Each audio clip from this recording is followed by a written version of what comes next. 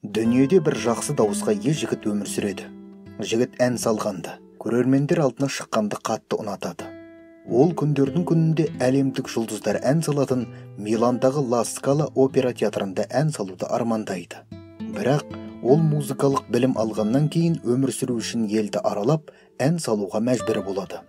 Бір күні қалалардың бірінде қойылым арасында оған бұрынғы танысы келіп, мұнда не істеп жүргендігін сұрайды. Жас жігіт отбасын асырау үшін ән айтып жүргендігін айтады. Мен оны айтып тұрғаным жоқ, сен мұнда не істеп жүрсің деп сұрағын қайта қойды. Айтып тұрмын ғой, отбасымды асырау үшін жұмыс істеп жүрмін деп таңырқап жауап береді жігіт. Сонда досы былай деді: жоқ, мен оны айтып тұрғаным жоқ. Саған армандарыңды жүзеге асыру үшін тағдырдың берген мүмкіндіктерімен не істедің? Әрбір адамның бір дарыны болады. Бұл дарын сіздерге адамдарға қуаныш сыйлау үшін беріледі. Өз дарыныңызды жүзеге асыру арқылы сіз жетістікке жетесіз, мойындауға жетесіз, және әрине ауқаттылыққа жетесіз. Әлгі жігіт досымен сөйлескеннен кейін ұзақ уақыт өзіне келе алмай ішімдік ішіп алады. Ал келесі жолы сахнаға шыққанда барлығын ұмытып, беріліп ән салады. Ол бар құштарлығымен ән айтады.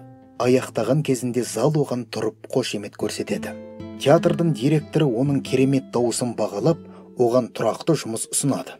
Бірақ ол өз арманына жетемін деп бас тартады. Бұл Энрико Каррусо болатын. Әрбір адамға берілетін өз мүмкіндігіңіз жайлы ұмытпаңыз. Сонымен қатар есіңізге сақтауға тырысыңыз.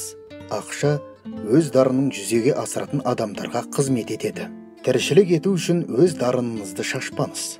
Өз дарыныңызды жүзеге асыру арқылы сіз өз арманыңызды жүзеге асырып, қаржылық тәуелсіз бола түсесіз. Тағдырдың берген кішкентай мүмкіндігін де қалт жібермеңіз. Тек сонда ғана сіз бақытты боласыз. Ғалымдар бақыт деген не деген тақырыпта зерттеу жүргізеді.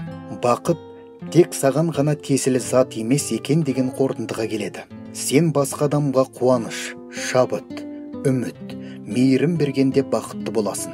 Ал бұдан бақытың азаймайды, тек көбейе түседі.